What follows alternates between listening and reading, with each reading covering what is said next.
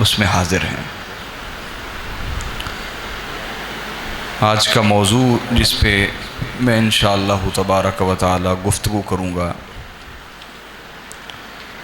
وہ ہے حضور سید دو عالم صلی اللہ علیہ وسلم کی شان تزکیہ۔ تزکیہ کس کو کہتے ہیں؟ تزکیہ کہتے ہیں کسی چیز کو پاک کرنا، کسی چیز کو بولیے پاک کر دینا، یہ تزکیہ کہلاتا ہے۔ رذائل سے، رذیل چیزوں سے، رذائل سے، قبائح سے، قبیح چیزوں سے، بری چیزوں سے، مفاسد سے، فساد والی چیزوں سے، خرابی والی چیزوں سے پاک کر دینے کو، باطن کو پاک کرنا، قلب کو پاک کرنا، یہ تزکیہ کہلاتا ہے۔ یہ کیا کہلاتا ہے بولیے؟ تزکیہ، ٹھیک، تزکیہ کہلاتا ہے۔ تو حضور علیہ السلام کی شان تزکیہ کیا ہے، یہ آج کا موضوع ہے۔ اللہ رب العزت نے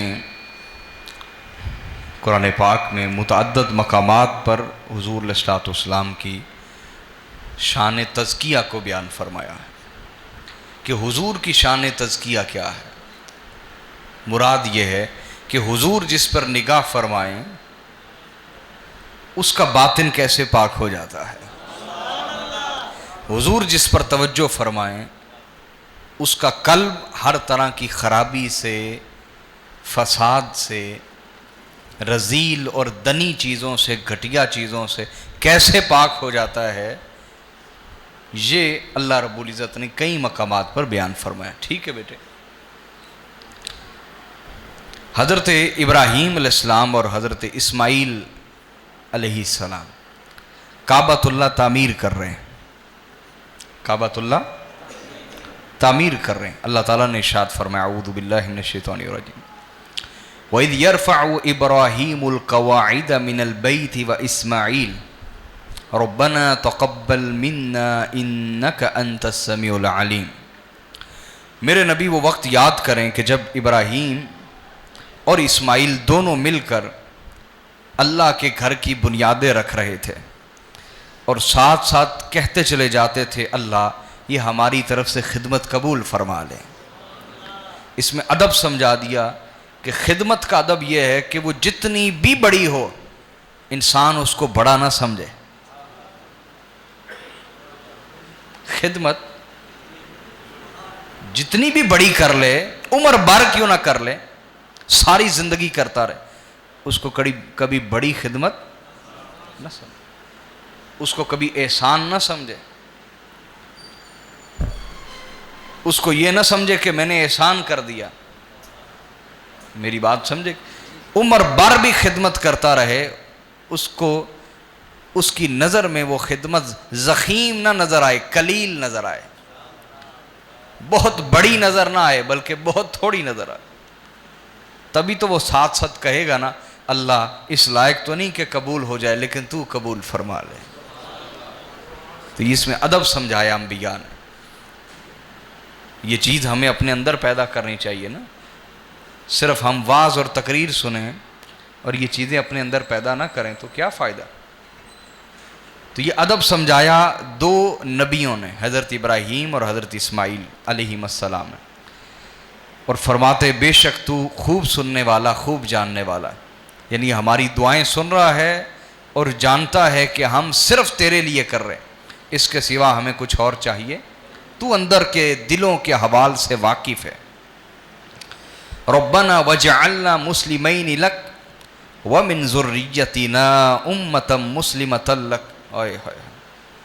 کچھ نہیں مانگا دنیا کا، کعبۃ اللہ تعمیر کر لیا، کیا کہتے ہیں باری تعالیٰ ہم یہ چاہتے ہیں کہ یہ جو ہم نے خدمت کی ہے اس کے بدلے میں ہمیں ہمیشہ اپنی خدمت پہ لگائے رکھنا۔ مسلمین لک، اسلم یسلم اسلاما، سر جھکا دینا، سرنڈر کر دینا، اپنا آپ سپرد کر دینا کسی کے۔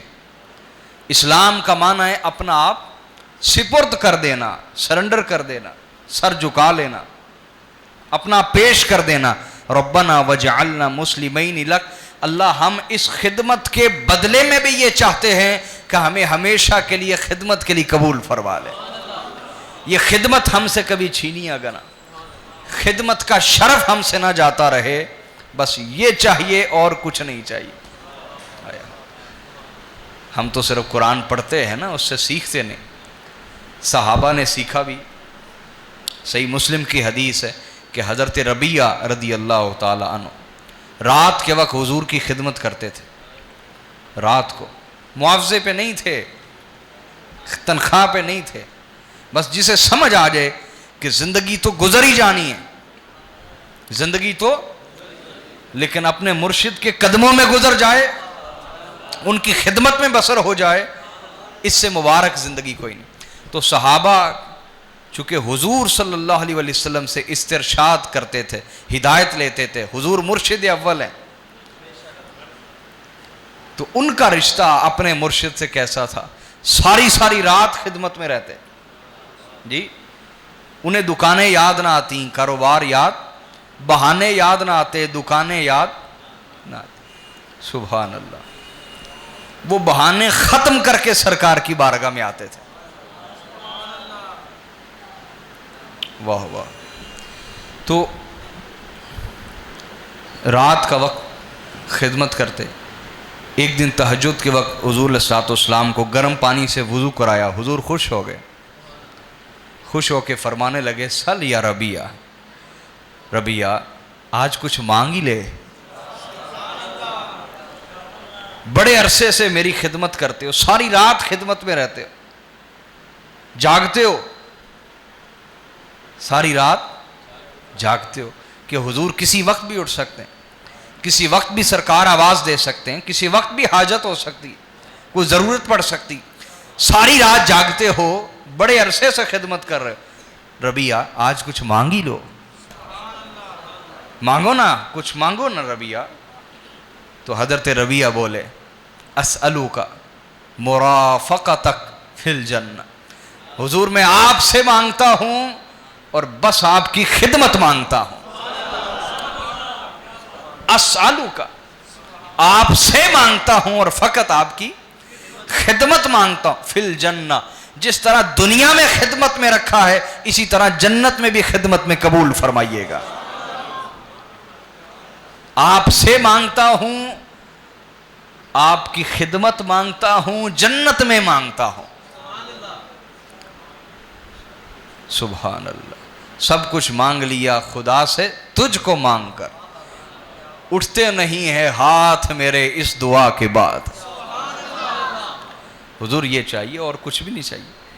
تو یہ انبیاء نے بھی یہ سمجھایا، کیا اللہ یہ جو ہم نے خدمت کی ہے اس کے بدلے میں کیا چاہیے؟ ربنا وجعلنا مسلمین لک، مالک ہمیشہ تیرے ہی خدمت گزار رہے ہیں، تیرے ہی دین کے خدمت گزار رہے ہیں، تیرے ہی فرما بردار رہے ہیں، سبحان اللہ۔ وَمِن ذُرِّيَّتِنَا أُمَّةً مُسْلِمَةً لَكَ، اور ہماری نسلوں میں سے بھی ہر دور میں ایسا گروہ رکھیے گا جو صرف تیرے بن کے رہیں، تیرے فرما بردار ہوں، تیرے دین کی خدمت گزار ہوں، تیرے ہوں مالک، صرف تیرے ہوں۔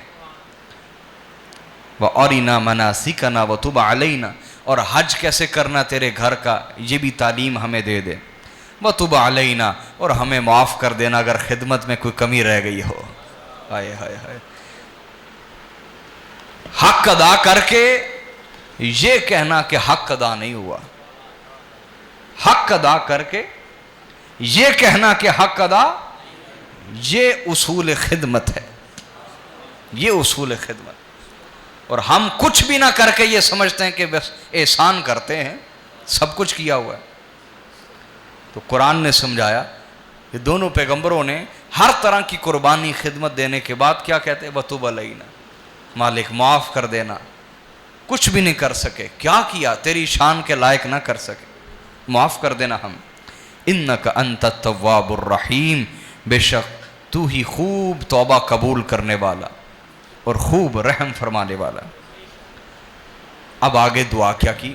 ربنا وابعث فیہم رسولا منہم یتلو علیہم آیاتک، اے اللہ ہماری نسلوں میں سے ہی، انہی میں فیہم ان میں وہ رسول بھیج دے یتلو علیہم آیاتک جو ان پر تیری آیتیں تلاوت فرمائے. غور فرمائے, فیہم کہا, ان میں بھیج دے. یہ نہیں فرمایا وہ جو امت آئے گی ان میں بھیج دے. کیا فرما رہے ابراہیم علیہ السلام اور اسماعیل علیہ السلام دونوں مل کے کیا کہہ رہے ہیں؟ ربنا وبعث فیہم, اللہ ان میں وہ رسول بھیج دے جو ان پر تیری آیت تلاوت فرمائے. ابراہیم علیہ السلام آپ کے تو ہزاروں سال بعد یہ امت مسلمہ پیدا ہوئی, ان میں وہ رسول آئے, اور آپ فرما رہے ہیں ان میں وہ رسول بھیج دے. جی یہ امت تو ہزاروں سالوں بعد آئی.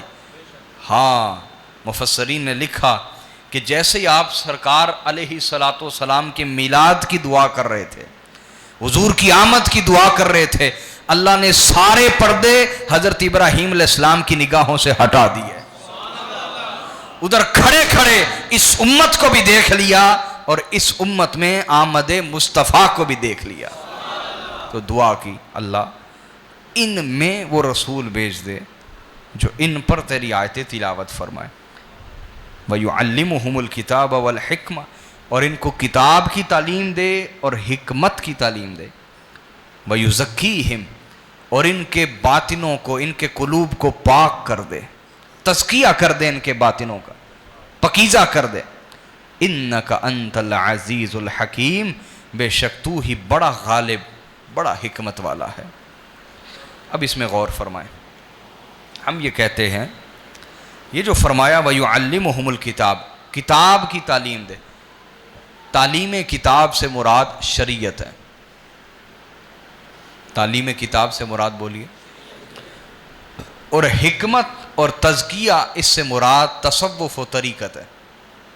تصوف ہو, یہ جو صوفیاء کا طریقہ ہے, روحانیت کا, تصوف کا, طریقت کا, یہ قرآن سے ماخوذ ہے, بلکہ یہ جوہر قرآن ہے, قرآن کی تعلیمات کا جوہر ہے, نچوڑ ہے. تو فرمایا حکمت اور تزکیہ, اور اس سے پہلے فرمایا کتاب کی تعلیم. تو جو شریعت ہے وہ تعلیم کتاب اس سے مراد ہے, اور جو طریقت و تصوف ہے یہ حکمت اور تزکیہ کا مجموعہ ہے. حکمت اور تزکیہ کا. اور حکمت یاد رکھ لیں, کسی مدرسے میں بیٹھ کر پڑھائی نہیں جاتی. حکمت سے مراد یہ میڈیکل نہیں ہے, یہ طب نہیں ہے. حکمت سے مراد وہ فہم ہے انسان جس کے ذریعے اللہ کی کتاب کو سمجھتا ہے, یا حضور کی سنت کو سمجھتا ہے, یا اللہ کے احکام کو سمجھتا ہے. حکمت سے مراد وہ دانائی ہے جس سے انسان ہدایت کی راہ پر درست طریقے سے چلتا ہے. حکمت وہ تعلیم ہے جس کے ذریعے سے انسان قرآن کی تعلیمات کے اصل اور حقیقت کو سمجھتا ہے. سمجھ آ رہی ہے بات یا نہیں آ رہی؟ تو حکمت کسی مدرسے میں پڑھائی نہیں جاتی, سکھائی نہیں جاتی, اللہ رب العزت دلوں میں نازل فرماتا ہے, دلوں میں اتارتا ہے. تو ارشاد فرمایا کتاب کی بھی تعلیم اور حکمت اور تزکیہ بھی کرے. حکمت اور, تو حکمت اور تزکیہ یاد رکھ لیں. تعلیم کتاب وہ علماء کا سبجیکٹ ہے, وہ علماء کا رستہ ہے, اور حکمت اور تزکیہ یہ صوفیاء اور اولیاء کا سبجیکٹ ہے. اس لیے امام مالک رحمۃ اللہ علیہ نے فرمایا من تفقہ ولم یتصوف فقد تفسق, ومن تصوف ولم یتفقہ فقد تزندق, ومن جمع بینہما فقد تحقق. امام مالک نے فرمایا جس میں علم شریعت تو سیکھ لیا لیکن علم طریقت نہ سیکھا وہ گمراہ ہو گیا, اور جس نے علم شریعت نہ سیکھا صرف علم طریقت سیکھ لیا وہ زندیق اور کافر ہو گیا, اور جس نے دونوں کو جمع کر لیا وہ حق کو پا گیا, وہ حق اور حقیقت کو پا گیا. یہی وجہ ہے کہ جو ہمارا سلسلہ ہے سلسلہ قادریہ, حضور سیدنا غوث العظم کا سلسلہ, حضرت سلطان الاولیاء سیدنا عبد القادر الجیلانی کا سلسلہ ہے، ہمارا سلسلہ غوث الاعظم کا سلسلہ ہے، ہم ان کے سلسلے کے فیض یافتہ ہیں، ہم ان کے سلسلے کا پرچار کرنے والے ہیں۔ غوث الاعظم کا سلسلہ شریعت اور طریقت کا جامع ہے۔ حضور سیدنا غوث الاعظم فرماتے ہیں میرے لیے شریعت ہو یا طریقت ہو یا حقیقت ہو یا معرفت، یہ سارے علوم اور میادین، یہ سارے میدان، یہ میرے لیے اس طرح ہیں جس طرح گھر میں کیلی کے ساتھ لٹکے ہوئے جبے ہوتے ہیں، ایک اتارتا ہوں دوسرا پہن لیتا ہوں، ایک اتارتا ہوں دوسرا۔ میرے لیے سارے میدان میادین، میدان شریعت ہو یا میدان طریقت ہو یا میدان معرفت و حقیقت، میرے لیے لباس کی مانند، ایک اتارتا ہوں ایک پہن لیتا ہوں۔ اور یہی وجہ ہے کہ اس سلسلہ قادریہ میں علم غالب رہتا ہے۔ علم بولیے، یعنی ہم طریقت، تصوف اور روحانیت کے طریقے پہ چلتے ہیں، لیکن اس ترتیب سے جو قرآن نے بیان کیا، یعلمہم الکتاب، سب سے پہلا درجہ ہمارے رستے اور طریقے میں علم کا رہتا ہے، قرآن و سنت کا علم، علم غالب رہتا ہے۔ دوسرا حکمت، اور تیسرا تزکیہ باطن، باطن کو پاک کرنا۔ اس ترتیب سے سلسلہ قادریہ کا فیض چلتا ہے۔ یہی وجہ ہے کہ ہم اس رستے پر جاہل کو نہیں آنے دیتے۔ جاہل کو آنے، ہمارے شیخ و مرشد سیدنا غوث الاعظم رضی اللہ تعالیٰ، آپ کے پاس ایک شخص آ گیا، کہنے لگا میں روحانیت کی راہ پر چلنا چاہتا ہوں۔ فرمایا کیا تو نے قرآن و سنت کا علم سیکھ لیا ہے؟ اس نے کہا نہیں۔ فرمایا اگر نہیں سیکھا اور اس راہ پر چل پڑے، ساری عمر بے پر پرندے رہو گے، پرندے بن جاؤ گے لیکن اڑ کبھی نہیں سکو گے۔ پرندے تو بن جاؤ گے لیکن اڑ کبھی نہیں سکو۔ اس لیے ہمارے اس طریقے میں علم، حکمت اور تزکیہ، یہ تینوں ملے ہوئے چلتے ہیں، ملا کے چلتے ہیں۔ بولیے، ملا کے چلایا جاتا ہے اس کو۔ اور یہی وجہ ہے کہ ہمارے سلسلہ قادریہ میں درس قرآن کا، سنت کا، اس کو لازمی سمجھا جاتا ہے۔ اس کو بولیے، اس کو لازمی، چونکہ حضور سیدنا غوث الاعظم رضی اللہ تعالیٰ ہفتے میں 2 دن خود درس قرآن دیتے تھے، ہفتے میں، اور آپ کے عام سے حلقہ درس میں 70,000 سے لے کر 1,00,000 کا مجمع ہوتا تھا۔ 70,000 سے لے کر 1,00,000 کا مجمع۔ 2 وجوہات ہوں گی، ایک تو آپ کی زبان میں جو اثر ہے وہ ہماری زبان میں کہاں، پہلی تو یہ وجہ ہے۔ دوسری یہ بھی ہوگی کہ جتنی لوگوں کو آپ کے درس کی قدر ہوگی، آج لوگوں کو بھی اتنی قدر کہاں۔ تو دونوں جگہ پہ کمیاں آ گئی، دونوں جگہ کمزوریاں آ گئی۔ نہ سنانے والوں کی زبان میں وہ تاثیر رہی، نہ سیکھنے والوں میں وہ شوق اور طلب باقی رہا۔ سمجھے کہ نہیں سمجھے؟ دونوں جگہ کمیاں ہیں۔ اللہ ہماری اصلاح فرمائے اور ہمیں معاف فرمائے۔ تو آقا علیہ الصلوۃ والسلام کے بارے اللہ نے فرمایا وَيُزَكِّيهِمْ، یہ امت کا تزکیہ فرمائیں گے، امت کو پاک کریں گے، ان کے باطن کو، ان کے دل کو پاک کریں گے، دنیا کے حرص اور دنیا کے لالچ سے، دنیا کی محبتوں سے، دنیا کے طموحات سے، طمع سے، لالچ سے پاک کریں گے، دنیا کی حرص اور ہوس سے پاک کریں گے، دنیا کی حرص اور ہوس سے پاک کریں گے، نفرتوں سے دل کو پاک کریں گے، تکبر سے پاک کریں گے، ریاکاری سے پاک کریں گے، دکھلاوے سے پاک کریں گے۔ میری بات اب سمجھے کہ نہیں؟ تو ان کے دل کو پاک کر دیں گے اور دلوں میں اللہ کا عشق بھر دیں گے۔ اب دیکھیں نا، سرکار نے جو جماعت تیار کی، کیسی جماعت ہے، سبحان اللہ۔ صحابہ کرام کی جماعت پہ آپ نظر تو دوڑائیں نا، ایسی جانیں فدا کرنے والی قوم جو جماعت کسی نبی کے حصے میں نہیں آئی، کسی پیغمبر کے حصے میں نہیں آئی۔ کیا؟ کسی نبی اور پیغمبر کے حصے میں نہیں۔ حضرت موسیٰ علیہ السلام کوہ طور پہ جاتے ہیں، 30 راتوں کے لیے گئے، اللہ نے قوم کو آزمانا چاہا، کہہ کے گئے میں 30 راتوں بعد واپس آ جاؤں گا۔ اللہ نے قوم کو آزمانا چاہا، 30 کی بجائے 40 کر دی راتیں، 30 راتوں بعد نہ آئے۔ قوم نے کہا لو یہ نبی ہوتے تو اپنی بات پر پورا نہ اترتے جی. آزمائش کسی رنگ میں بھی ہو سکتی ہے صاحب, اپنی عقل لڑاؤ گے گمراہ ہو جاؤ گے. کسی بھی طریقے سے آزمایا جا سکتا ہے. انہوں نے کہا دیکھو انہوں نے خود نہیں کہا تھا میں 30 راتوں بعد واپس آ جاؤں گا, نہیں آئے. سچا نبی ہوتا تو بات پر پورا نہ اترتا. اللہ تعالیٰ نے قوم کو آزمانا چاہے, فرمایا 10 راتیں اور رک جائیں. جب 2-4 راتیں نہ آئے, سامری کو موقع ملا, اس نے ایک بچڑا بنایا. طویل واقعہ, قصہ مختصر یہ کہ بچڑا بنایا اور پوری قوم سے کہا یہ وہ خدا ہے جس سے موسیٰ ملنے کے لیے طور پہ جاتا ہے. قوم نے عبادت شروع کر دی. اب دیکھیں موسیٰ علیہ السلام 40 راتوں کے لیے گئے تو قوم پھر سے شرک کی طرف لوٹ گئی. کیا فیض کی طاقت ہے, میرے آقا کے فیض کی طاقت دیکھیے. گرے سے گرا بھی کوئی مسلمان ہے, بڑا گنہگار ہے, بڑا مجرم پاپی ہو, جاہل ہو, جس درجے تک بھی گرا ہو, آج 1500 سال گزر چکے ہیں, 15ویں صدی جا رہی ہے نا, 1500 سال گزر چکے, اس کے باوجود بھی کوئی جاہل نادان گناہگار سے گناہگار ترین مسلمان کیوں نہ ہو, جیسا بھی کردار کیوں نہ رکھتا ہو, وہ آج بھی پلٹ کے شرک کی طرف نہیں جاتا. یہ کس کے فیض کی طاقت ہے, یہ کس کی شان تزکیہ ہے کہ اس کی نگاہ کا فیض اتنا طاقتور ہے کہ اس نے دلوں کو اتنا پکیزہ کر دیا ہے کہ آج صدیاں بھی بیت گئیں لیکن یہ قوم پھر سے دوبارہ شرک کی طرف نہیں لوٹ رہی. یہ میرے نبی کی نگاہ کا تزکیہ ہے.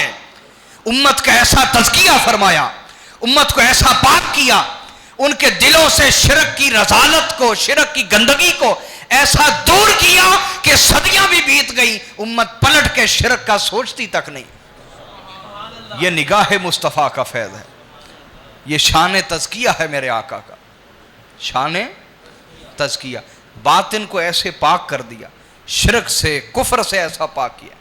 یہی وجہ ہے کہ میرے آقا صلی اللہ علیہ وسلم نے فرمایا انی لا خاف, صحیح بخاری کی حدیث, انی لا خاف علیکم ان تشرکوا بعدی, مجھے تم پر یہ خوف نہیں کہ تم میرے بعد شرک کرو گے, مجھے تم پر یہ خوف نہیں کہ میرے بعد شرک کرو گے. ہاں یہ خوف ہے کہ دنیا کی وجہ سے ایک دوسرے سے جھگڑو گے, دنیا کا حملہ تم پر ہوگا, دنیا کا حملہ. اور اس کی وجہ کیا ہے, اللہ آزمانا چاہ رہا تھا اس امت کو. تو دنیا کی وجہ سے تو جھگڑو گے لیکن شرک کبھی نہیں کرو گے. تو ایک تو میرے آقا کی نگاہ ہے تزکیہ, اس نے پوری امت پر ایسی غالبیت اور ایسا غلبہ رکھا ہوا ہے کہ یہ امت صدیوں بعد بھی شرک کی طرف لوٹتی. سمجھے کہ نہیں سمجھے؟ دوسرا حضور علیہ الصلوۃ والسلام کی شان تزکیہ کیا ہے, حضور جس پر توجہ فرما دیں, جس پر بولیے توجہ فرما دیں, ایک طرف یہ نفل پڑھتا رہے, فرائض و واجبات تو کرے ہی, ایک طرف نوافل کی کثرت, تسبیحات کرے, وظیفے کرے, محنتیں کرے, مجاہدے کرے, ریاستیں کرے, ہزاروں تکلیفیں اٹھانے کے بعد بھی جس درجے تک باطن پاک ہوگا, جس درجے تک باطن, ہزاروں امتحانات اور مجاہدوں سے گزرنے کے بعد. دوسری طرف میرے آقا صلی اللہ علیہ وسلم اگر کسی پر توجہ فرما دیں, بغیر محنتوں کے ساری کی ساری منزلیں پار ہو جاتی ہیں. حضور کسی پر توجہ فرما دیں, نگاہ التفات فرما دیں, توجہ کی نظر فرما دیں. ایک جوان آتا ہے حضور علیہ الصلوۃ والسلام کے پاس, حضور کی شان تزکیہ کیسی ہے اور تربیت کا انداز بھی دیکھیے گا. ایک جوان آتا ہے حضور علیہ الصلوۃ والسلام کے پاس, آ کے سرکار کے سامنے بیٹھ جاتا ہے, کہتا ہے یا رسول اللہ صلی اللہ علیہ وسلم, میں دین کے تمام ارکان اور تمام فرائض و واجبات پر عمل کرنے کو تیار ہوں سوائے ایک چیز کے, سوائے مجھے ایک چیز کی اجازت دے دیں, باقی میں سارا دین اپنانے کو تیار ہوں. حضور نے پوچھا وہ کیا؟ کہنے لگا مجھے زنا کی اجازت دے دیں،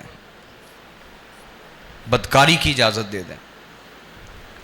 صحابہ کرام کا خون کھولا، جوش میں آئے، اس کو ڈانٹنا چاہ، مارنا چاہ کہ یہ کیسی جرت اور گستاخی ہے۔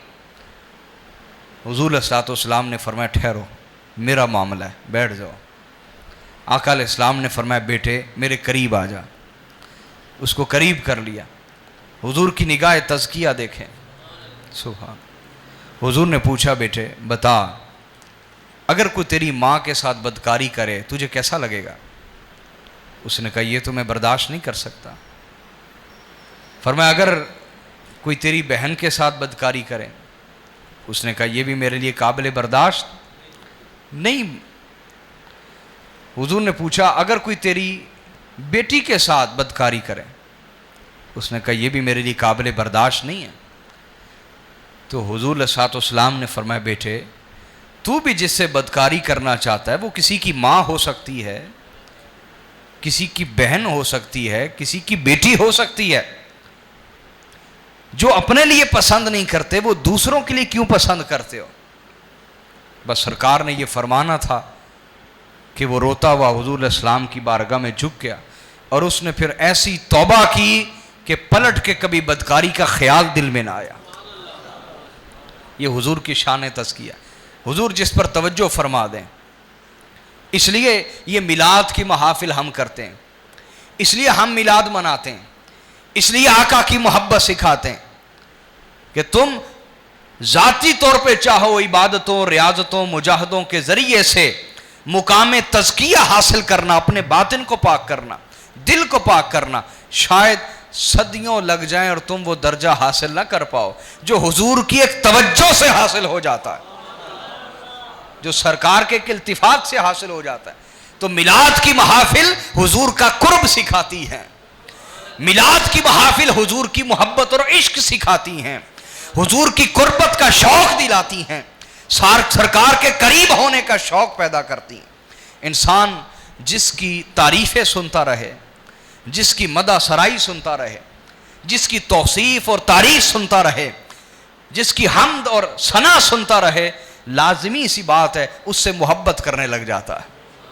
تو ہم سرکار کی تعریفیں سنا کر، حضور کی شانیں سنا کر، حضور کی عظمتیں سنا کر، سرکار کے تذکرے سنا کر، حضور کا ذکر کر کر کے، سرکار کی نعتیں پڑھ پڑھ کے دلوں میں شوق پیدا کرتے ہیں، اور جس دل میں شوق پیدا ہو جائے اس کا تزکیہ صدیوں بھر کا ایک لمحے میں ہو جاتا ہے۔ بس سرکار کی کچہری تک رسائی مشکل ہوتی، وہ ہو جائے پھر صدیوں کا سفر ایک پل میں طے ہو جاتا ہے، ایک پل میں بولیے طے ہو جاتا۔ اور سرکار علیہ الصلوۃ والسلام تو ہمارے باپ اور ہماری ماں سے بڑھ کر ہم سے محبت کرتے ہیں، کرتے یا نہیں کرتے؟ بولیے، بولیے نا۔ تو میرے بھائیوں آئیں، ہمارے دل آج حب دنیا کی غلاظت سے بھرے ہوئے ہیں، ہمارے دل نفرتوں سے بھرے ہوئے ہیں، ہمارے دل غصے اور بد اخلاقی سے بھرے ہوئے ہیں، ہمارے دل نفرتوں کی آگ میں جل رہے ہیں۔ ہم تو شب برات میں بھی میسج کریں کہ مجھے معاف کر دیں، اس کو کرتے ہیں جس سے جھگڑا ہی نہیں ہوتا۔ ہم معافی بھی اس سے مانگتے جس سے جھگڑا ہی نہیں ہوتا ہمارا، اور جس سے جھگڑا ہو نفرتیں پالتے ہیں، تکبر سے دل بھرے ہوئے، حسد سے، ریاکاری سے، دکھلاوے سے، دنیا کی ہرس اور ہوس سے۔ اگر دل نہ بھرے ہوتے دنیا کے لالچوں سے، دنیا کے خیالات سے، دنیا کے وسوسوں سے، کوئی دنیا کے حسن پہ مر رہا ہے، حریص دنیا ہے، کوئی دنیا کے مال و دولت اور لالچ پہ مر رہا ہے، حریص دنیا۔ میرے بھائیوں اگر اس حالت میں مرے تو کیا انجام ہوگا؟ سوچیے اگر ہم اس حالت میں مرے تو ہمارا کیا انجام ہوگا؟ کبھی ذکر کرنے بھی بیٹھے تو دل نہیں لگتا، کبھی نماز پڑھ بھی لیں تو دل نہیں لگتا، قرآن تھوڑی دیر پڑھیں تو دل اکتاس آ جاتا ہے۔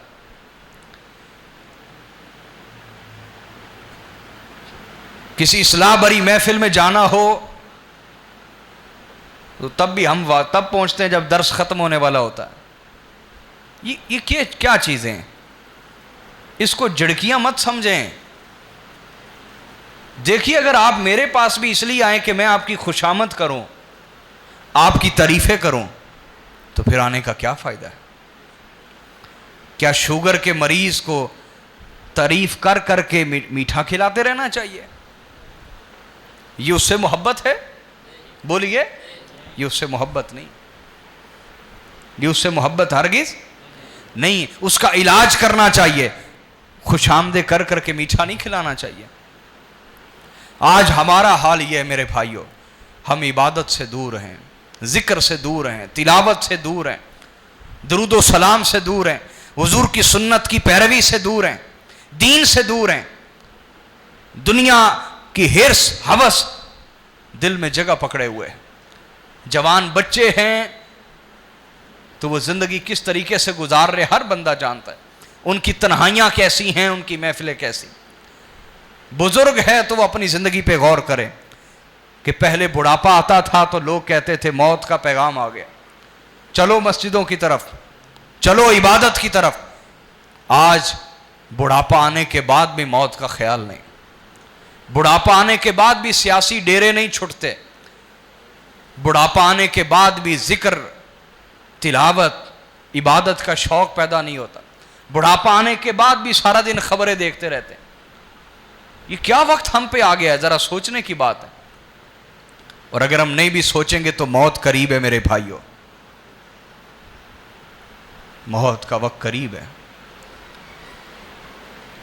یقین جانیے اگر اللہ نے دوزخ نہ بھی تیار کی ہوتی, اگر اللہ تعالیٰ نے عذاب نہ بھی تیار کیا ہوتا, تب بھی اللہ کا سامنا کرنا ہی بہت مشکل تھا.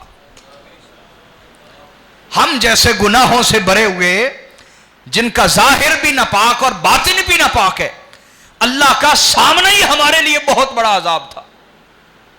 اگر اللہ نے قبر کا عذاب نہ بھی رکھا ہوتا, دوزخ نہ بھی تیار کی ہوتی, تب بھی رسول اللہ سے سامنا قبر کی رات بڑا مشکل ہو جاتا. کجا یہ کہ اللہ نے سزائیں بھی رکھی ہیں اور عذاب بھی تیار کیا, پھر بھی ہمارے اندر حرکت نہیں ہوتی, نہ خوف پیدا ہوتا ہے, نہ ندامت اور ملامت پیدا ہوتی ہے. تو میرے بھائیوں آئیں, اگر ہم چاہتے ہیں کہ ہمارا باطن پکیزہ ہو جائے, ہمارا باطن پاک ہو جائے, ہمارا دل پاک ہو جائے, آئیں اپنے نبی کی کچہری سے تعلق جوڑیں, حضور کی ذات سے رشتہ جوڑیں, حضور کی قربت کے حصول کے لیے کوشش شروع کر دیں. آج سے سچی توبہ کریں, حضور کی نافرمانی زندگی سے نکالیے. صحیح بخاری کی حدیث ہے, حضور علیہ الصلوۃ والسلام نے فرمایا قیامت والے دن ایک گروہ میرے پاس آئے گا حوض کوثر پر, میں کہوں گا میری امت آ گئی, میری امت آ گئی. تو اللہ تعالیٰ فرمائے گا نہیں میرے حبیب, یہ آپ کا کلمہ تو پڑھتے تھے لیکن آپ کو خبر نہیں انہوں نے آپ کے بعد آپ کے دین کے معاملات میں کیا کیا کیا ہے, آپ کے دین کے ساتھ کیا کیا ہے. حضور علیہ الصلوۃ والسلام نے فرمایا انہیں میرے حوض کوثر سے دودھکار دیا جائے گا, حوض کوثر سے دودھکار دیا جائے گا. میرے بھائیوں ہم کلمہ تو پڑھتے ہیں, میری طرف توجہ کریں نا, میری طرف توجہ. آپ بیٹھے تو ہیں توجہ نہیں ہے, بیٹھے تو ہیں توجہ نہیں ہے, توجہ فرمائیں. اگر ہم اس حالت میں مرتے ہیں کیا سوچتے ہیں ہم اپنے بارے, کیا انجام ہوگا ہمارا؟ نہ ہمارا عبادت سے رشتہ, نہ ہمارا اخلاق سے رشتہ, اور دل ہے کہ دنیا ہی دنیا چاہتا ہے, دنیا ہی دنیا بنانا چاہتا. اگر یہ پاک نہ ہوا تو ہم اللہ کو کیا منہ دکھائیں گے؟ صوفیاء نے لکھا کہ اللہ تعالیٰ نے حضرت عیسیٰ علیہ السلام کی طرف وحی کی, فرمایا اے عیسیٰ, جب کوئی بندہ مر جاتا ہے اور اس کا جنازہ لایا جاتا ہے تو قبر تک آنے سے پہلے پہلے میں اس سے 40 سوال کرتا ہوں. میں اپنے بندے سے 40 سوال کرتا ہوں. ان میں پہلا سوال یہ پوچھتا ہوں, اے بندے جو دنیا نے دیکھنا تھا, تیرا گھر, تیری سواری, تیرا لباس, تیرا چہرہ, तेरी ज़ाहरी वज़ाक़ता, तेरा उठना बैठना, उसको तो तूने बहुत संवारा, घर बनाया, फर्निश किया, आज तो टाइल पत्थर भी जरूरत बन गए, रंग रोगर भी जरूरत बन गए। क्या कुछ जतन नहीं इंसान करता जो दुनिया ने देखना है। घर देखना हो तो उसके लिए क्या कुछ नहीं करता। लिबास दुनिया देखती है तो अच्छा पहनता है, धो के पहनता है, साफ करता है, गंदा मैला कुचैला हो उतार देता है, साफ करता है, फिर बगैर इस्त्री के नहीं पहनता। चेहरा दुनिया ने देखना है, धो के रखता है, बना सवार के रखता है। बाल देखने हैं, बना सवार के रखता है, काट छांट करके रखता है। जूता दुनिया ने देखना है, खूबसूरत पहनता है, बना सवार के रखता है अपने आप को। तो अल्लाह ने फरमाया, ए ईसा, मैं अपने बंदे से पूछता हूं, ए मेरे बंदे, जो दुनिया ने देखना था वो तो तूने बड़ा सवारा और बड़ा सजाया, वो जो मैंने देखना था तेरा अंदर और तेरा दिल, वो कितना सजा के लाया है, उसे कितना सजाया है तूने। मैल कुचैल दूर की, गंदगी दूर की, उसकी गलास्ते दूर की, नापाकियां दूर की, दिल की और बातिन की। लाना मुझे दिखा, जो मैंने देखना था वो कैसा बना के लाया है। खुदा की कसम, शर्मिंदा होंगे अगर हमने आज तौबा ना की। हम शर्मिंदा होंगे और पछताएंगे अगर आज हमने अल्लाह की तरफ सफर शुरू ना किया। जिंदगी का वाहिद मकसद अल्लाह की तरफ सफर है। नबी इसलिए भेजे गए, अल्लाह की ज़ात की पहचान दी जाए, खुदा की तरफ सफ़र करवाया जाए। और हमने तो अभी पहला कदम भी नहीं रखा उस सफ़र में। हम तो मुसाफिर बने ही नहीं मेरे भाइयों। पछताएंगे अगर हमने आज सफ़र शुरू ना किया। ज़िंदगी कलील है, बहुत गुजर गई और थोड़ी रह गई, बहुत गुजर गई और थोड़ी रह गई है। तो आइए अपने नबी से रिश्ता जोड़ें, सरकार से रिश्ता जोड़ें, हुजूर की बारगाह से रिश्ता जोड़ें, हुजूर की सुन्नत से रिश्ता जोड़ें, हुजूर की निस्बतों से रिश्ता जोड़ें, दुरूद व सलाम से रिश्ता जोड़ें, हुजूर की पैरवी से रिश्ता जोड़ें। अपने जाहिर को भी सुन्नत का पैकर बना लें, अपने बातिन को भी सुन्नत का पैकर बना लें। अपने दिल से दुनिया के हिर्स दूर करें, दुनिया की हवस और मोहब्बत को दूर कर दें, हसद को दूर कर दें, नफरतों को दूर कर दें, तकब्बुर को दूर कर दें, दुनिया के लालच और तमा को दूर कर दें। जो जिस भी मोहब्बत दुनिया की शक्ल में फंसा हुआ है, निकाले, दफा करें इस दुनिया को। यह दिल अल्लाह का है, अपनी मर्जी से उसके हवाले कर दें। यह दिल अल्लाह का है, अपनी मर्जी से उसका इश्क इसमें भर दें, इश्क नबी इसमें भर दें। आए सफ़र शुरू करें। फिर जब हम सफ़र शुरू करेंगे तो सरकार की बारगाह ऐसी है। मैंने कहा वो तो हमारे माँ बाप से बढ़कर हमसे मोहब्बत करते हैं ना, हमारे आका हुजूर तो माँ बाप से बढ़कर मोहब्बत करते हैं। तो अगर माँ को पता चल जाए मेरे बेटे को ये ज़रूरत है और उसके पास हो भी, दे भी सके, क्या वो इनकार करती है? बोलिए। तो सरकार तो माँ बाप से बढ़कर मोहब्बत करने वाले। हमारी तलब सच्ची होगी, हुजूर हमारी तलब से बढ़कर हमें अता फरमाएंगे, हमारी तलब से बढ़कर। और अता किया ना। वो कौम, अरब की जाहिल कौम, उजड कौम, जो बदअखलाकी में उरूज और मशहूर थी, उरूज पे थी, उसको हुजूर ने अपनी निगाह तज़किया से ऐसा पाक किया कि क़यामत तक के लिए इंसानियत का इमाम बना दिया। दिल पाक कर दिए गए, ना उनमें तकब्बुर रहा, ना रियाकारी रही, ना हिर्स से दुनिया रही, ना हवस से दुनिया रही। हज़रत उमर फ़ारूक रज़ी अल्लाह तआला अन्हु, सही बुखारी की हदीस, फरमाते मेरा एक भाई बना हुआ था, तो मैंने और उसने तकसीम कर लिया था। एक दिन मैं कमाने जाता था, वो सारा दिन हुजूर की बारगाह में रहता, हुजूर को तकता, हुजूर को सुनता, और जो कुछ देखा होता, सुना होता, सीखा होता, शाम को आता तो मुझे सिखा देता, सुना देता। अगले दिन वो कमाने चला जाता और मैं सारा दिन सरकार की बारगाह में रहता। हाय हाय हाय हाय, ये इश्क था ना उनका। दुनिया की ज़रूरत उन्हें भी थी, लेकिन वो ज़रूरत का लेते थे। क्या? ज़रूरत का लेते थे। और एक दिन ایک دن چھوڑ کے ایک دن سارا دن سرکار کی بارگاہ. سبحان. یہ آپ کی تربیت کے لیے، جو لوگ ہم سے وابستہ ہیں، ہم سے محبت رکھتے ہیں، آپ کی تربیت کے لیے مہینے میں ایک پورا دن نہیں 2 گھنٹے کا یہ درس قرآن رکھا ہے. اس میں بھی اکثر آنے کی زحمت نہیں فرماتے، بہانے سناتے ہیں، عذر سناتے ہیں. کیا جو بہانہ ہمیں سنایا جائے وہ بہانے والے سے نہیں کہا جا سکتا کہ نہیں مہینے کے بعد یہ ایک تربیتی محفل ہوتی ہے، ہم نہیں آ سکتے؟ سمجھے کہ نہیں سمجھے؟ بولیے. ایمان مضبوط کرنے کی دیر ہے نا، ایمان کو قوی کرنے کی دیر ہے، پھر سب ٹھیک ہو جاتا ہے، پھر سب آسان ہو جاتا ہے. شادی والوں کو نہیں کہہ سکتے کہ نہیں معذرت ہم نہیں آ سکتے. جی سوچ بدلنے کی دیر ہے، اس کے بعد آسان ہو جاتا ہے. تو حضرت عمر فاروق رضی اللہ تعالیٰ فرماتے ہیں ایک دن جاتا منڈی بازار اور ایک دن سارا دن حضور کی بارگاہ میں رہتا. اتنا دل پاک کر دیا تھا سرکار نے کہ وہاں دنیا کی ہرس رہی نہیں، بس دنیا اتنی چاہیے تھی جس سے موت نہ ہو. قوت لا یموت، اتنا ضرورت کا جس سے موت نہ ہو. اتنا دل حضور نے پاک کر دیا ہوا تھا. سبحان. حضرت صدیق رضی اللہ تعالیٰ نے سارا مال اللہ کی راہ میں قربان کر دیا، حتیٰ کہ ان کے والد کہتے تھے ہائے ہو اس دین اسلام پر جس نے میرے بیٹے کو کنگال کر دیا. میرا بیٹا اچھا کھاتا تھا، اچھا پیتا تھا، اچھا پہنتا تھا، اور آج اس کا حال کیا کر دیا. تو حضرت صدیق اپنے والد سے فرماتے تھے ابا جان یہی تو سب سے بڑی کامیابی ہے. یہی سوچنے کی دیر ہے میرے بھائیوں.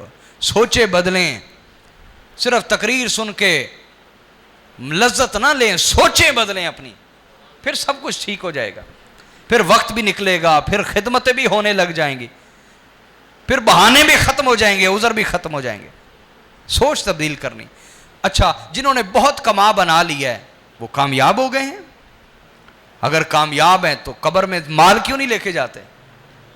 سوچنے کی دیر ہے یا نہیں؟ سوچنے کی بات ہے یا نہیں؟ سب لٹا دی اور دل اتنا پاک کر دیا حضور نے. حضرت صدیق رضی اللہ تعالیٰ عنہ آپ کا ایک رشتہ دار تھا، اس پر احسان کرتے تھے، مال خرچ کرتے تھے، اس کی ساری ضرورتیں خود پوری کرتے تھے. جن لوگوں نے حضرت عائشہ صدیقہ رضی اللہ تعالیٰ عنہ پر الزام لگایا، ان الزام لگانے والوں میں وہ شخص بھی شامل تھا جس پر سالہ سال سے حضرت ابو بکر صدیق رضی اللہ تعالیٰ عنہ احسان کر رہے تھے.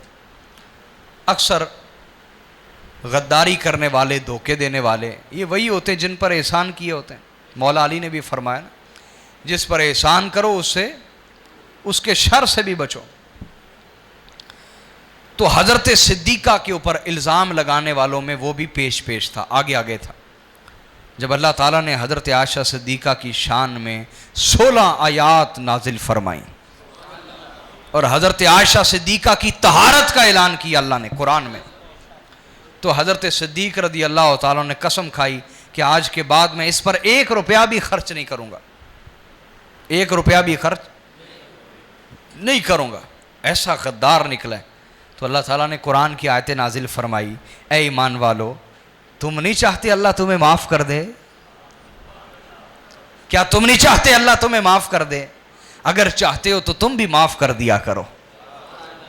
اسی وقت گئے، فرمایا جاؤ میں نے تمہیں معاف کیا اور اسی طرح محبت کرتا رہوں گا جس طرح پہلے کرتا تھا.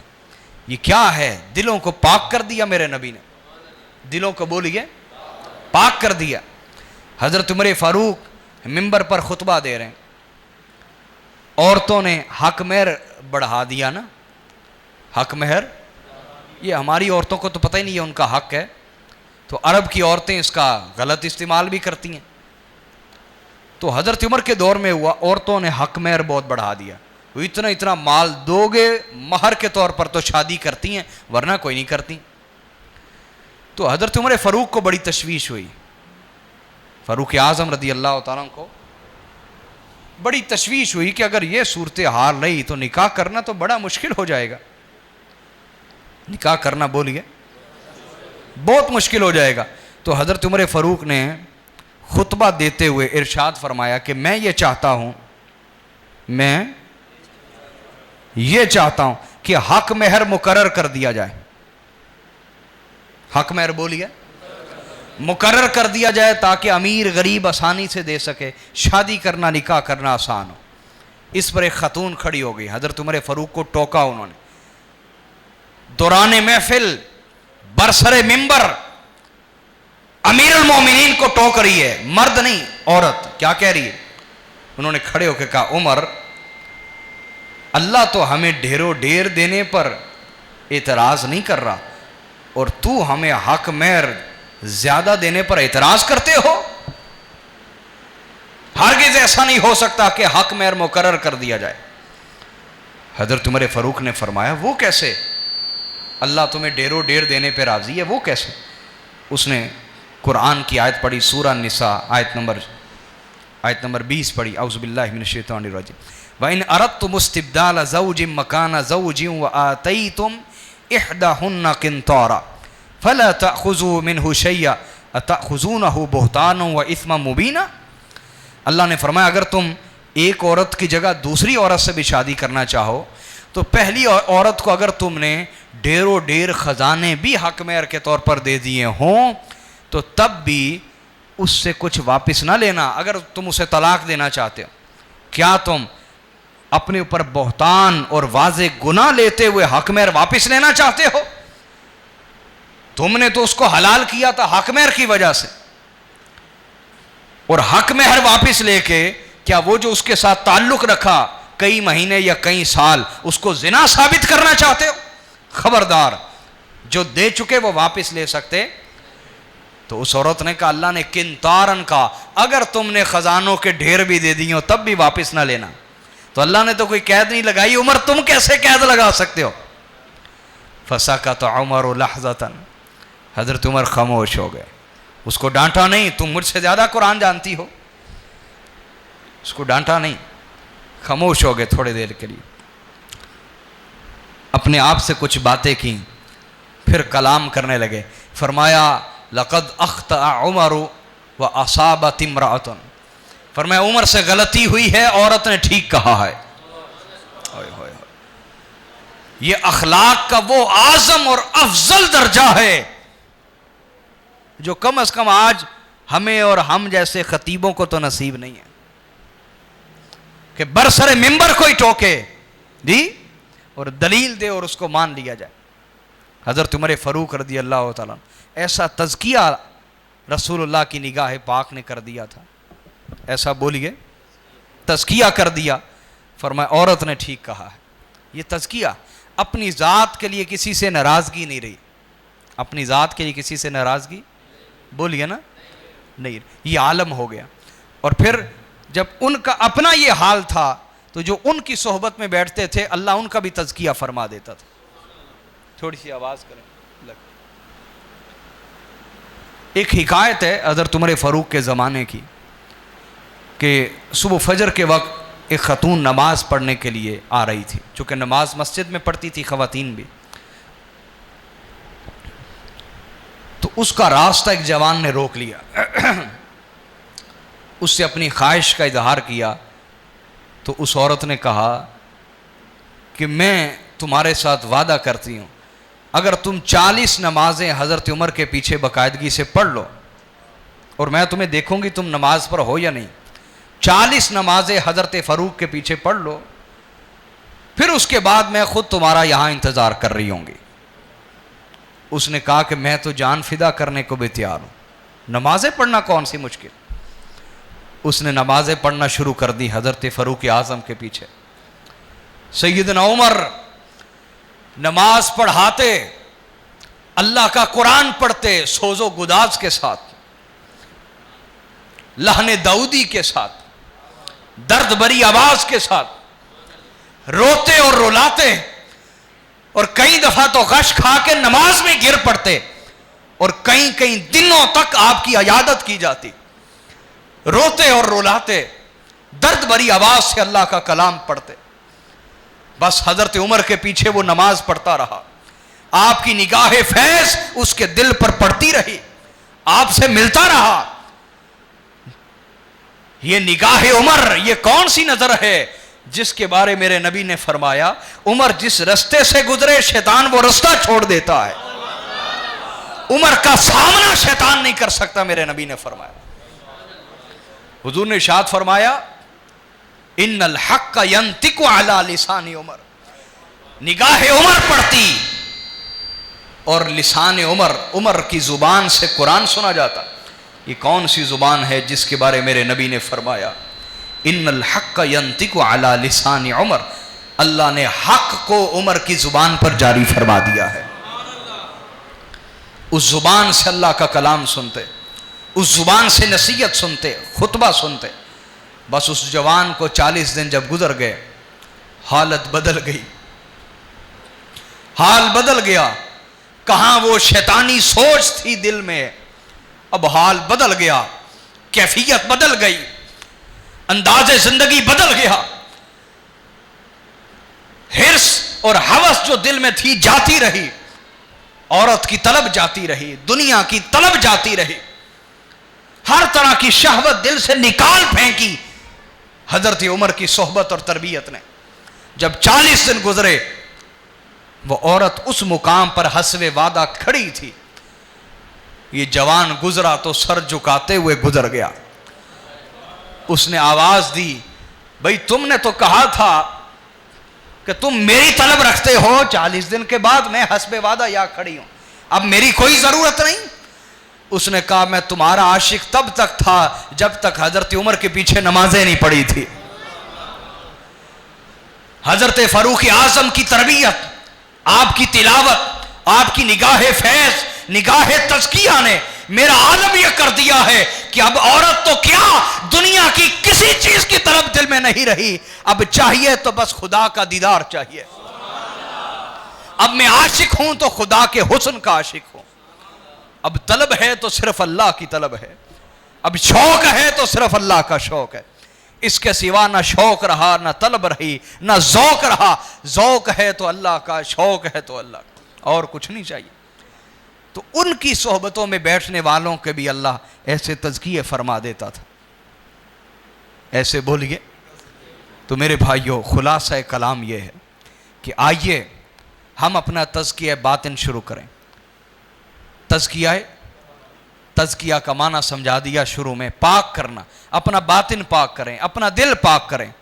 یہاں طلب ہو تو صرف اللہ کی، یہاں شوق ہو تو صرف اللہ کا، یہاں ارادہ ہو تو صرف اللہ کا، یہاں قصد ہو تو صرف اللہ کا، یہاں ذوق ہو تو صرف اپنے رب کے ذکر کا ذوق ہو، اس کے سوا ہر چیز سے دل کو پاک کر دیا جائے۔ اور یہ یاد رکھیں، اللہ کی محبت ہو یا اس کے رسول کی محبت، حضور کے اہل بیت کی محبت ہو یا آپ کے صحابہ کرام کی محبت، حضور کی امت کے اولیاء کی محبت ہو یا اہل حق علماء کی محبت، ان محبتوں میں فرق نہیں ہے۔ یہ بہت ساری 4-5 محبتیں نہیں، یہ حقیقت میں ایک ہی محبت ہے۔ حقیقت میں بولیے ایک ہی محبت ہے۔ جو محبت اللہ کے قریب کرے وہ ایک ہی محبت ہے، وہ اللہ کی اور اس بندے کی علیحدہ سے محبت۔ بولیے تو آئیے تزکیہ باطن شروع کریں۔ اور اس کا آغاز کیسے ہوتا ہے؟ اس کا آغاز ہوتا ہے کہ انسان کسی پیر اور مرشد کامل کے سامنے بیٹھے، اس کی تربیت میں بیٹھے، اس کی تربیت میں آئے۔ اس کی تربیت بیعت ہے، بیعت مذاق اور تماشا نہیں جو آج لوگوں نے سمجھ لیا۔ بیعت نام اندراج کروانا ہے کسی سلسلے میں، داخلہ لینا ہے کسی سلسلے میں۔ جیسے سکول میں داخلہ نہیں لیتے، داخلہ لیتے ہیں نا، اور پھر داخلہ لینے کے بعد باقاعدگی سے حاضری بھی ہونی چاہیے۔ سکول میں حاضری بھی باقاعدہ، یہ تو سکول کی حاضری کا اصول ہے کہ جو غیر حاضر ہو اس کا نام خارج کر دیا جاتا ہے، جو غیر حاضر ہو اس کا نام خارج کر دیا جاتا ہے۔ تو غیر حاضری قابل برداشت نہیں ہوتی۔ جو قریب رہتا ہے کوشش کرے روزانہ ملے، نہیں مل سکتا 8 دن بعد ضرور ملاقات رکھے، خدمت میں آئے، خدمت کرے۔ دور رہتا ہے تو مہینے کے بعد 1 دن ملاقات ضرور کرے۔ آج کل سفر کون سے مشکل ہے، ماہانہ درس قرآن پہ پہنچے، ضرور پہنچے، اور اس طرح نہ پہنچے جس طرح آپ پہنچتے ہیں۔ آدھا درس ختم ہو چکا ہوتا ہے نا. عشاء کی نماز یہاں ادا کریں, عشاء کی نماز یہاں ادا کریں. 2 گھنٹے کا تو دورانیہ ہے, اس میں بھی ہم کوشش کریں کہ لیٹ ہی پہنچتے ہیں, بڑی محرومی کی بات ہے. تو بیت اندراج ہے سلسلہ میں, جیسے اسکول میں داخلہ ہوتا ہے, پھر باقاعدگی سے حاضری بھی ضروری ہے, استاد کا لیکچر سننا بھی ضروری ہے, وہ جو کام دیتے ہیں ہوم ورک کے طور پر اس کو کر کے لانا بھی ضروری ہے, جو یاد کرنے کے لیے دے وہ یاد کرنا بھی ضروری. یہ سب چیزیں ہوں تب بندہ امتحان میں کامیاب ہوتا ہے, اور مسلسل امتحانوں سے کامیاب ہو پھر 10 سال کے بعد جا کے میٹرک کی ڈگری ملتی ہے. ایسا ہے کہ نہیں؟ تو ہم نے یہ سلسلہ طریقت کو مذاق کیوں سمجھ رکھا ہے؟ یہ مذاق نہیں ہے, یہ تو آخرت کی تیاری ہے, یہ تو سفر آخرت ہے, یہ تو اللہ کی طرف سفر ہے, یہ مذاق نہیں ہے. بیت کی تو داخلہ ہو گیا, حاضری ضروری ہے, جو درس دیا جائے اس کو سننا, یاد رکھنا. یاد رکھنے کا جدید اللہ نے ذریعہ دے دیا, یہ ریکارڈنگ سنیں بار بار, گھروں میں چلائیں, اپنے گھروں میں چلائیں, زیادہ نہیں, آدھا گھنٹہ کرنا شروع ہو جائیں, USB میں لے لیں, آدھا گھنٹہ روزانہ درس سنائیں, اگلا حصہ اگلے دن سن لیں, توجہ سے بیٹھ کر ادب کے ساتھ سنیں, یاد کریں, جو درس دیا دے اس پر عمل کریں, اس پر بولیے عمل کریں, اور رشتہ قائم کریں عشق اور خدمت کا. عشق اور بولیے خدمت کا. عشق نہ ہو تو خدمت سے عشق پیدا ہو جاتا ہے, خدمت نہ ہو تو عشق سے خدمت پیدا ہو جاتی ہے. عشق اور خدمت کا رشتہ قائم کیا جائے, اس کے بغیر کچھ بھی نہیں ملتا, یاد رکھیں, اس کے بغیر کچھ ملتا, بولے نا, نہیں. عشق اور خدمت کا رشتہ قائم کیا جائے, اور اصول جو ہیں اس رستے کے اس کو اپنایا جائے. سب سے پہلے بنیادی اصول تو میں نے یہی سمجھا دی, عشق اور خدمت. اس سے باقی چیزیں پھوٹ پڑیں گی, فرما برداری, اطاعت, حکم ماننا, یہ سب چیزیں آسان ہونے لگ جاتی. سمجھے کہ نہیں سمجھے؟ بولیے. تو عشق اور خدمت کا رشتہ قائم کیا جائے اور عملی زندگی کو شروع کیا جائے. عملی زندگی کو بولیے. لہٰذا جب تربیت میں آئیں گے, بیٹھیں گے, یہ سفر شروع ہو جائے گا. چونکہ آقا علیہ الصلوۃ والسلام آج ظاہری طور پر ہمارے سامنے موجود نہیں ہے. حضور کی زندگی میں, حضور کے عہد مبارک میں اللہ کی بارگاہ تک پہنچنے کا ایک وسیلہ تھا, وہ سرکار کی ذات تھی. آج اللہ کی بارگاہ تک پہنچنے کے 2 وسیلے, ایک مرشد کی ذات ہوتی ہے, مرشد کی ذات بارگاہ رسالت تک پہنچاتی ہے, اور بارگاہ رسالت وہ اللہ سے ملا دیتی ہے. اللہ سے بولیے. یہ دونوں وسیلے ضروری, دونوں وسیلے. قوم کو گمراہ کیا جاتا ہے.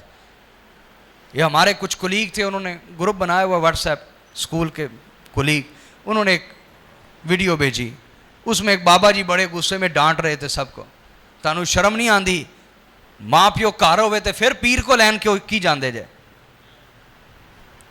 بھیج کون رہا ہے؟ استاد. افسوس ہے جب استاد کی سوچ فاسد ہو جائے, وہ شاگردوں کو کیا سمجھائے گا؟ استاد یہ کیوں نہیں کہتا کہ جب ماں باپ گھر میں ہیں تو سکول لینے کیا آتے ہو؟ جب ماں باپ گھر میں ہیں تو ریاضی پڑھنے استاد کے پاس کیا کرنے جاتے ہو؟ جب ماں باپ گھر پہ ہیں تو انگلش پڑھنے کے لیے اکیڈمی میں کیوں جاتے ہو؟ جب ماں باپ گھر میں ہیں تو کالج یونیورسٹی میں کیوں جاتے ہو؟ جب کسی قوم کو ہلاک کرنا ہو, ان میں یہ بحث چھیڑ دیں کہ ماں باپ یا پیر, ماں باپ یا استاد, وہ قوم دونوں سے جائے گی, وہ دونوں سے جائے گی. وہ قوم بولیے. یہ میرا پیغام عام کریں. ہمارے پاس کئی بچے آتے ہیں, ان کے ماں باپ ہم سے حسد کرنے لگ جاتے ہیں, ہر وقت پیراں کو بیٹھا رہنا ہے. اچھا, ان کے ماں باپ یہ سمجھتے ہیں کہ اگر اپنے پیر کے پاس نہیں بیٹھے گا تو شاید ہر وقت ہمارے پاس بیٹھا رہے گا. نہیں نہیں, آپ کے پاس کچھ ایسا نہیں ہے جس وجہ سے بچے گھروں سے باہر نکلتے ہیں. اگر وہ اپنے پیر کے پاس نہیں بیٹھے گا تو آپ کے پاس بھی نہیں بیٹھے گا, وہ محلے کے کسی شرابی کے پاس بیٹھے گا, کسی جواری کے پاس بیٹھے گا, کسی جوئے باز کے پاس بیٹھے گا. کسی سیاسی ڈیرے پہ بیٹھے گا تاش کھیلنے کے لیے، یا آپ فریب میں ہیں، آپ اس کے اندر نفرت پیدا کر رہے ہیں، نفرت پیدا کیے جا رہے ہیں ہر وقت پیراں کو. سمجھ آ رہی؟ یہ کئی بچے میرے پاس آتے تھے، ان کے ماں باپ نے انہیں باغی کر دیا، کہہ کے ٹارچر کر کے. نتیجہ یہ نہیں نکلا کہ وہ بچے اپنے ماں باپ کے بڑے فرما بردار ہو گئے، نتیجہ کیا نکلا؟ وہ دونوں سے گئے. تو کسی قوم کو ہلاک کرنا، ان میں یہ بحث چھیڑ دیں ماں باپ کا احترام زیادہ یا استاد کا، وہ دونوں سے جائے گی. حق یہ ہے یہ دونوں رشتے جڑے ہوئے ہیں. استاد ماں باپ کا ادب اور خدمت سکھاتا ہے، اور جو اچھے ماں باپ ہوتے ہیں وہ استاد کی خدمت اور ادب سکھاتے ہیں. تو میرے بھائیوں، آپ کو پتہ ہی نہیں چلا کہ پیر پکڑتے کیوں ہیں. آپ سمجھتے ہیں شاید دعا لینے کے لیے پیر کے پاس جاتے ہیں، اس لیے وہ بابا جاڑ رہا تھا. وہ یہ سمجھتا ہے شاید دعا لینے کے لیے جاتے ہیں ماں باپ پیر کے پاس، اس لیے وہ کہہ رہا تھا کہ جب ماں باپ کی دعا ہے پھر پیر کی ضرورت کیا ہے، پھر مرشد کی ضرورت کیا ہے. نادانو، انگلش کے لیے الگ سے استاد چاہیے کہ نہیں؟ ریاضی کے لیے الگ سے استاد چاہیے کہ نہیں؟ فزکس کے لیے الگ سے استاد چاہیے کہ نہیں؟ کیمسٹری کے لیے الگ سے استاد چاہیے کہ نہیں؟ تو وہ شخص جو تمہیں باطن کا علم سکھائے گا، جو تمہیں روحانیت کا علم سکھائے گا، اللہ اس کے رسول سے روحانی رشتہ قائم کیسے کرنا ہے، اور اس راہ کی پیچیدگیاں کیا ہیں، خطرے کیا ہیں، جو یہ علم تمہیں دے گا، اس کے لیے بھی الگ سے معلم اور استاد چاہیے کہ نہیں؟ جو تمہیں اخلاق اور روحانیت کی تعلیم دے گا، اس کے لیے الگ سے استاد چاہیے کہ نہیں؟ بس وہی استاد پیر و مرشد کہلاتا ہے. میری بات اب سمجھے کہ نہیں سمجھے؟ بولیے. لہذا آج اولیاء کے منکر بڑے نفیس اور بڑے ایک جدید انداز میں قوم کو گمراہ کر رہے ہیں. پہچانیے ان ولیوں کے منکروں کو اور ان کی سازشوں کو. اللہ تعالی ہماری اصلاح فرمائے، اور جو میں نے درس دیا ہے اس کو یاد رکھنے اور عمل کی توفیق دے. اور عملی زندگی ہم آج سے انشاءاللہ شروع کریں گے، سچی توبہ کریں گے، وابستہ ہوں گے، اور جو لوگ پہلے سے وابستہ ہیں وہ اپنا سفر شروع کریں گے، عملی اپنا باطن کا تزکیہ شروع کریں گے. ٹھیک ہے جی؟ بولیے. نماز کی پابندی، درود و سلام کی پابندی، تلاوت، ذکر اس کے ساتھ، اور خدمت اور حاضری اس کے ساتھ شروعات کریں گے. اللہ تعالیٰ آپ کا آنا قبول فرمائے. آئندہ کوشش کریں کم از کم ہر بندہ اپنے ساتھ 5 افراد کو لے کے آئے، 5 افراد کو ضرور لے کے آئے. ٹھیک ہے؟ اور وقت کی پابندی کریں. اللہ تعالیٰ آپ کا حامی و ناصر ہو. محافل، جتنی میلاد کی محافل ہوں ضرور شرکت کریں. جتنے لوگ ہم سے وابستہ ہیں سستی نہ دکھائیں. ٹھیک؟ شرکت فرمائیں. اللہ تعالیٰ آپ لوگوں کی خیر فرمائے. اللہ ہمیں دین کے معاملے میں آخرت کو سوچنے والا بنائے، دنیا کو نہیں. ہماری نیت اپنے لیے خالص فرمائے. والسلام علیکم ورحمۃ اللہ. ابھی ذکر ہوگا، ذکر